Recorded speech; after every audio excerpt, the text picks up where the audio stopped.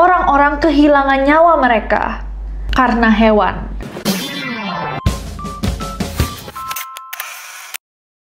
Hey guys, it's Nessie and how are you guys? Gimana kabarnya? Semoga masih semangat dalam menjalani minggu ini. Kalau kalian belum subscribe ke channel ini, klik tombol subscribe-nya karena akan selalu ada diskusi-diskusi seru. Hari ini kita akan ngomongin ajal. Ajal itu emang gak ada yang tahu guys. Yang jelas mungkin secara ideal kita ingin meninggal di umur tua, di ranjang yang hangat, dikelilingi sama orang-orang yang kita cinta. Tapi kehidupan itu nggak selalu adil. Hari ini kita akan melihat nih kasus-kasus di mana orang-orang kehilangan nyawa mereka karena hewan. Secara nggak langsung terbunuh dengan cara yang tidak umum karena hewan. Penasaran nggak? Dari yang meninggal tertiban sapi sampai diakhiri nyawanya oleh kambing. Langsung aja, hari ini kita akan melihat kasus-kasus pembunuhan manusia oleh hewan. So without any further ado, let's get to it. Kita akan mulai dengan yang ini. Jadi di tahun 2013, ada seorang pria Brazil yang bernama João Maria de Souza yang lagi tidur nih guys, di samping istrinya. Tiba-tiba saja dia yang lagi tertidur tenang dikagetkan oleh seekor sapi yang jatuh dari atap rumahnya. Apa yang jatuh? Sapi. Sapi dengan berat 1,5 ton yang ternyata lagi mencari makan di bukit, di tepi bukit gitu. Gak sengaja tuh kayak tambah lama tambah deket nih sama atap rumahnya João. Karena atap rumahnya itu tipis, jadi kayaknya si sapi ini nggak tahu perbedaannya itu sama lereng bukit. Akhirnya dia tergelincir dan jatuh menerobos atap rumahnya João dari ketinggian 2,4 meter tepat di tempat tidur di mana João lagi tertidur. Awalnya João sempat kelihatan kayak baik-baik aja. Dia dibawa ke rumah sakit of course karena mengalami patah kaki, tapi dia masih sadar dan berbicara dengan normal. Tapi ternyata waktu dia menunggu guys untuk diperiksa sama dokter, orang-orang nggak sadar bahwa dia tuh ada internal bleeding. Jadi ada pendarahan internal yang membuatnya kehilangan nyawanya. Mungkin kalau misalkan dia ditangani sama dokter lebih cepet gitu, João masih ada. Sedih banget gak sih? Dan yang lebih gila lagi guys, ini bukan case pertama, ini case ketiga di daerahnya João ini dalam 3 tahun terakhir. Kecelakaan pertama ada sapi yang jatuh masuk ke rumah kosong, dan di insiden yang kedua sapi juga jatuh masuk ke dalam rumah dan hampir mengenai seorang anak kecil dan bayi. Serem ya? Serem banget gak sih? Kayak ketiban sapi 1,5 ton. Kebayang gak guys? So sad. Damn. Scary. Next ada pengakhiran nyawa di kandang harimau. November tahun 2008, Nordin bin Montong, seorang pembersih yang bekerja di kandang simpanse kebun binatang Singapura, itu bertingkah cukup aneh guys. Dia tuh kelihatan kayak berteriak dan melempar barang-barang. Dia bahkan sempat mengatakan nih sama beberapa rekan kerjanya kayak, "Goodbye, selamat tinggal, kalian tidak akan melihatku lagi." Walaupun teman-temannya mungkin tahu bahwa kayaknya dia lagi mengalami waktu yang berat, tapi nggak ada yang bisa memprediksi apa yang terjadi. Karena pada waktu makan siang, Nordin memutuskan untuk melompat masuk ke dalam kandang harimau putih sambil membawa ember dan kain pel. Sesaat setelah dia masuk nih ke dalam kandang harimau putih, dalam posisi telungkup, harimau putih itu langsung menerkam dan merobek Nordin.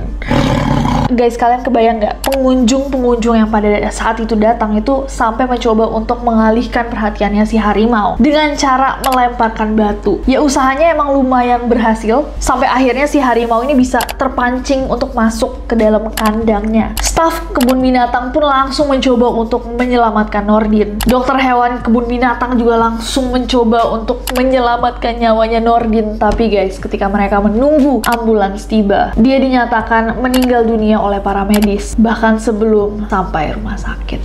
He must be going through a lot ya. Mungkin tapi kalau misalnya kita ngeliat kasus kayak gini bisa banget kayak, ih mestinya tuh ada yang ngomong sama dia gitu ya, memberikan dia perhatian or something. Tapi mungkin at that moment juga pada saat rekan-rekannya semua kerja, mereka mikirnya bisa dilakukan nanti, atau mungkin dia lagi mood aja. Gak mungkin ada yang kebayang bahwa dia akan masuk ke kandang harimau. Sumpah aku merinding. What do you guys think? Gimana menurut kalian kasusnya Nordin ini? Coba komen di bawah. Next.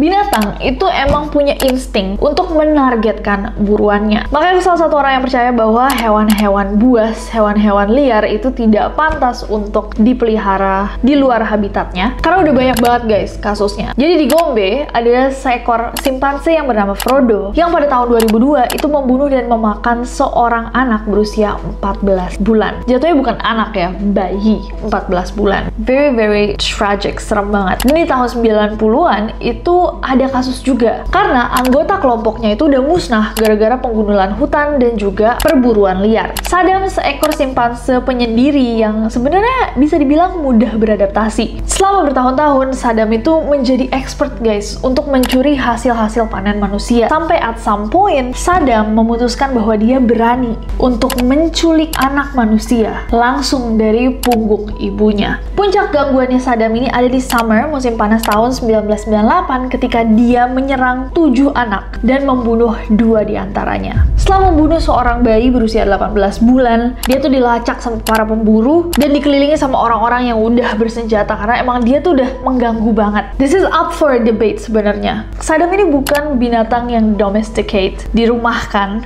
dijinakkan, tapi memang satu binatang yang diganggu habitatnya, kelompoknya, sama manusia juga sampai akhirnya dia berlaku yang merugikan manusia. Kalau pendapat kalian sendiri, gimana kasusnya Saddam ini? Apakah dia bersalah dan patut dibunuh? Atau mestinya ini menjadi cermin untuk orang-orang yang nggak sadar atas kelakuan mereka dan membuat banyak banget binatang-binatang yang jadi frustrasi gitu kayak Saddam. Bahkan simpanse-simpanse di Uganda guys itu sampai bisa menggerebek tempat pembuatan bir ilegal dan minum alkohol-alkohol yang ada dan bikin mereka juga sekali lagi jadi target kekerasan manusia. Yang salah siapa? Coba komen di bawah. Next ada kasusnya Robert Boardman. Robert Boardman ini adalah seorang pejalan kaki berusia 63 tahun yang punya banyak pengalaman guys. Sebenarnya dia tuh udah lumayan sering ya hiking, jalan-jalan, dan lain-lain. Tapi di Oktober tahun 2016, dia tuh lagi berjalan di Taman Nasional Olimpiade di Washington, Amerika Serikat bersama istri dan temannya. Pas dia melalui nih satu hutan belantara, ada satu ekor kambing guys yang tiba-tiba tuh kayak agresif banget. Dia mulai mencoba untuk menyerang nih Robert sama kelompoknya. Robert merasa bahwa kayak teman sama istrinya tuh biar selamat, dia aja deh yang maju ngelawan si kambing. Akhirnya dia bilang, guys cepetan lari,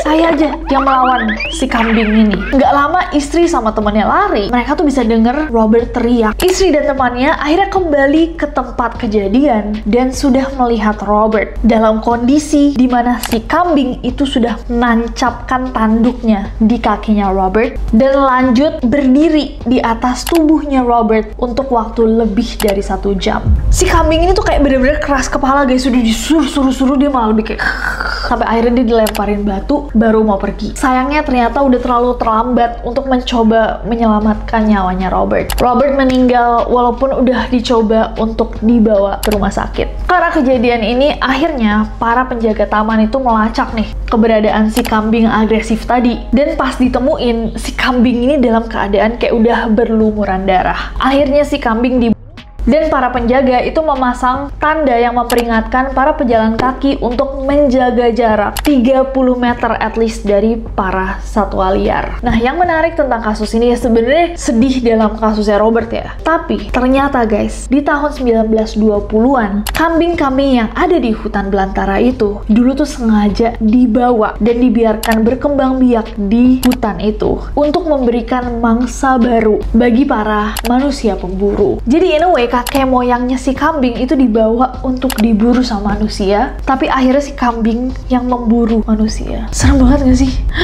This is why they say be careful what you wish for. Semua keputusan tuh pasti ada impactnya. Aku aja nggak tahu bahwa kambing bisa seagresif itu. Next, Heraklitus adalah seorang filsuf Yunani. Filsuf yang satu ini guys memiliki beberapa julukan aneh. Dia dikenal sebagai the obscure atau yang tidak jelas karena ajaran-ajarannya tuh banyak yang samar. Dan dia juga punya nama lain, the weeping philosopher, filsuf yang menangis karena orangnya tuh emang melankolis. Nah, Heraklitus ini ternyata guys menjadi seorang misantropis atau pembenci manusia. Sampai akhirnya dia memutuskan untuk pindah ke pegunungan untuk hidup dengan rumput-rumput dan tumbuhan saja. Nah, karena pola makannya tiba-tiba sama dia rubah kan. Suatu hari dia memutuskan untuk pindah ke pegunungan, cuma makan tanam-tanaman yang dia nggak kenal juga. Akhirnya dia sakit guys. Saat sakitnya udah mulai parah, akhirnya dia balik ke peradaban tengah-tengah manusia lainnya untuk mencoba mencari obat. Ada satu obat konon yang dia temukan untuk mengobati sakitnya. Tapi metodenya aneh guys. Obatnya adalah dengan mengolesi tubuhnya dengan kotoran sapi. Mungkin karena kita tinggal ribuan tahun setelah itu ya guys, kita bisa bilang bahwa that might not work. Mungkin itu tidak bekerja, karena memang tidak bekerja, Heraklitus akhirnya meninggal. Bahkan cerita-cerita meninggal itu obscure banget, aneh-aneh banget. Ada yang bilang bahwa dia meninggal tenggelam di lautan kotoran sapi. Ada yang bilang dia mati terpanggang karena dia melumuri dirinya dengan kotoran sapi lalu berjemur. Dan yang terakhir, katanya dia itu meninggal karena digerogoti oleh anjing. Jadi saking dia memenuhi dirinya dengan kotoran sapi sampai dia tuh nggak kelihatan bentuknya kayak manusia di tengah-tengah, you know, dan dia digigit lalu dimakan oleh anjing. Tapi guys, yang menarik tentang Heraklitus ini kan dia terkenal dengan ajaran-ajaran atau kata-katanya sebagai filsuf pada zaman itu, dan salah satu kata-katanya itu adalah mayat lebih layak dibuang daripada kotoran. Apa artinya? Gimana menurut kalian guys? Coba komen di bawah. Next. Oke guys, dan yang terakhir, ada peneliti ular yang mencatat kematiannya sendiri. Carl P. Schmidt adalah seorang ahli herpetology yang lumayan terkenal di dunia dan bekerja di kebun binatang Lincoln Park di Chicago. Herpetology itu guys adalah cabang ilmu zoologi yang mempelajari kehidupan reptilia dan amfibia. Di September tahun 1957, ada seekor ular nih yang dibawa ke Carl untuk diidentifikasi. Sang ilmuwan pun langsung mengenali ular ini tuh adalah boomslang, ular dari Afrika Sub-Sahara. Dia meneliti ular tersebut dan saat dia mengeluarkannya dari tas, ibu jarinya itu tergigit. Boomslang ini adalah satu ular yang bertaring belakang. Jadi taringnya tuh ada jauh di dalam mulutnya. Dan untuk memberikan gigitan, jadi dia tuh harus membuka mulutnya dengan sangat lebar. Dengan kata lain, lumayan sulit nih untuk boomslang itu untuk menyuntikkan bisanya kepada seseorang. Dan karena itu juga di tahun 1957, sebagian besar ilmuwan itu percaya bahwa boomslang itu tidak berbahaya. Jadi nggak mengherankan kalau si Carl abis digigit sama boomslang itu santai aja pulang ke rumah. Bahkan pada saat itu dia berpikiran kayak, keren juga ya, saya bisa menganalisa nih apa efek dari gigitan boomslang dan bisa saya dokumentasikan gejala-gejalanya, macam bikin A Day in My Life. Ngevlog dia, vlog tahun 1957 kayak gini nih. Efek racunnya tuh berkembang guys. Di awal dia cuma mual, lama-lama menggigil sampai dia muntah, buang air kecil, keluar darah. Bayangin gak kayak se-ekstrim itu. Dan dia tuh menulis guys, vlog tadi, vlog zaman dulu bilangnya diary. Carl sempat menulis September 26, 6:30 AM, temperature 98.2, 36.7 degrees Celsius. Ate cereal and poached eggs on toast and applesauce and coffee for breakfast. No urine with an ounce or so of blood about every 3 hours. Mouth and nose continuing to bleed, not excessively. Nah, nggak lama setelah dia nulis-nulis di diary-nya itu, dia mulai nggak responsif. Dokter yang datang udah ngeliat Carl dalam kondisi basah karena keringat. Dilariin nih Carl ke rumah sakit dan dokter pun berusaha untuk mengembalikan kesadarannya, tapi nggak berhasil. Carl dinyatakan meninggal saat dia tiba di rumah sakit. Diduga penyebab kematian Carl adalah gagal napas. Dalam otopsi berikutnya, dokter mencatat adanya pendarahan dari paru-paru, jantung, ginjal, dan otaknya Carl. Dan sejak kematiannya Carl itu, setidaknya ada 7 kematian yang didokumentasikan dari ular boomslang itu. Ular boomslang ini guys, sekarang dianggap sebagai salah satu ular berbisa paling berbahaya di Afrika. Wow. Tapi pasti kayak kematiannya Carl itu juga breakthrough nggak sih? Kayak begitu itu terjadi, semua orang langsung kayak, you know what? Kayaknya bisanya berbahaya deh. Karena kemarin serem banget itu meninggalnya. Tapi dia udah kayak keluar darah guys. Dia masih menulis diary, kayak masih ngevlog gitu. Kalau misalkan kalian kayak masih bikin story, hello guys. Wow.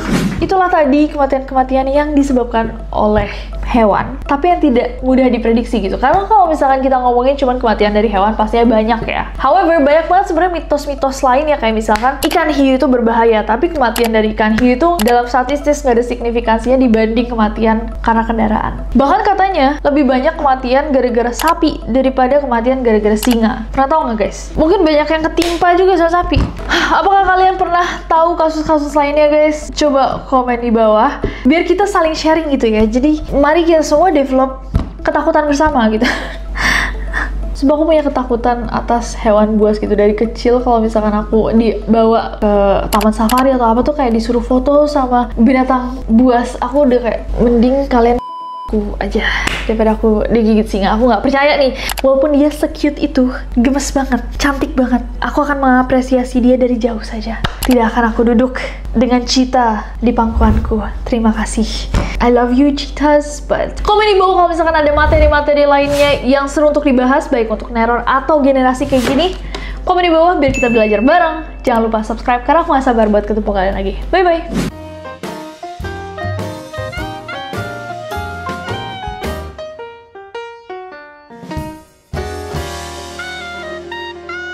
Seorang gadis berusia 18 bulan. Susah banget yang ngomong Chicago.